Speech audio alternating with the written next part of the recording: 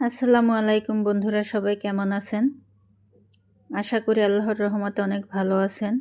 আমরাও আলহামদুলিল্লাহ ভালো আছি। চলে আসলাম আরও একটি রেসিপি নিয়ে। আজকে বানাবো লাউ পাতার পাকোড়া। এজন্য প্রথমে আমি লাউ পাতা নিয়ে নিয়েছি। এই যে লাউ পাতাগুলোর ডগা ফেলে দিব। ডগা ফেলে দিয়ে যে মাঝখানের আঁশটাকে আমি বেছে নিব।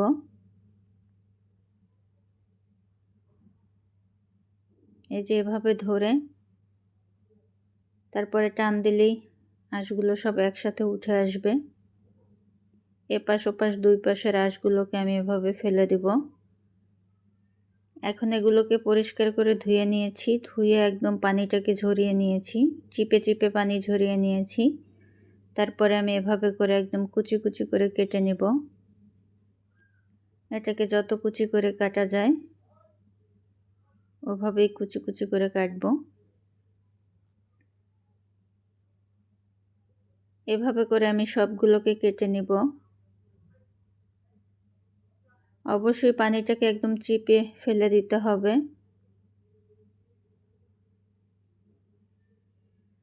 এক ফোঁটা পানি থাকা যাবে না, এমনিতেই পাতা থেকে পানি বের হবে, আর এক্সট্রা পানি একদমই রাখা যাবে না।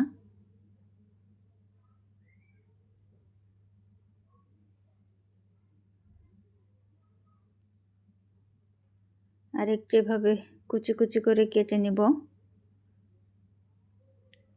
এটা আমার কাটা হয়ে গেছে।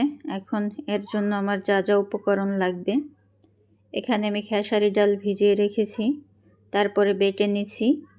আর লাগবে পেঁয়াজ, কাঁচামরিচ, হলুদ, লবণ, চালের আটা আর আদা রসুন।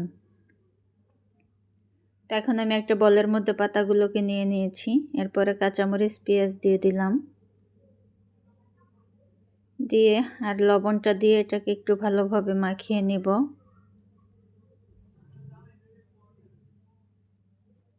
লবণটা দিয়ে দিলাম।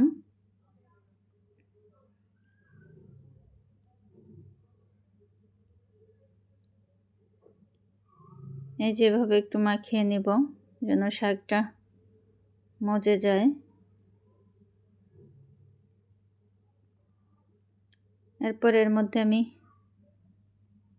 হলুদ দিয়ে দিলাম, আদা রসুন বাটা দিয়ে দিলাম। এখানে হলুদ আছে হাফ চামচ, আর হাফ চামচ আদা বাটা, হাফ চামচ রসুন বাটা একসাথে আমি দিয়ে দিয়েছি। আর দিয়েছি আমি ডাল বাটা। দিয়ে এগুলোকে আমি একটু সময় নিয়ে হাতের সাহায্যে মাখিয়ে নিব ভালোভাবে।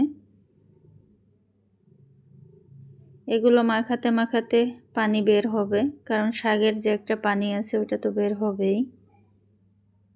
একটু ধৈর্য ধরে মাখাতে হবে এটা, সময় নিয়ে।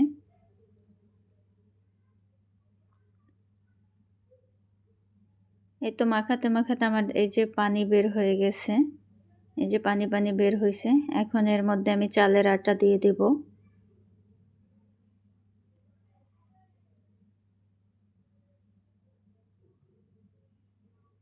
এই তো আমার মাখানো হয়ে গেছে। এখন আমি দেখিয়ে দিচ্ছি, এই যে এরকম করে গোল গোল করে আমি ভেজে নিব।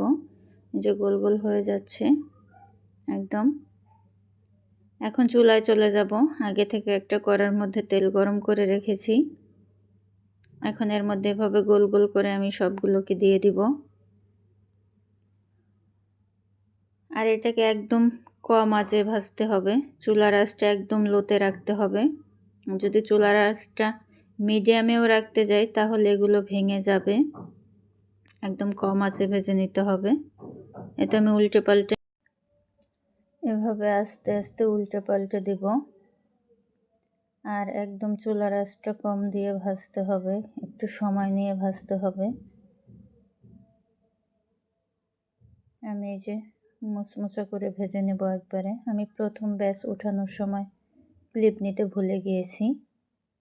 এটা আমার দ্বিতীয় ব্যাচ। তো এই তো আমার হয়ে গেছে। আমার ভিডিওটি ভালো লাগলে আমার চ্যানেলটি সাবস্ক্রাইব করবেন। দেখা হবে পরবর্তী ভিডিও।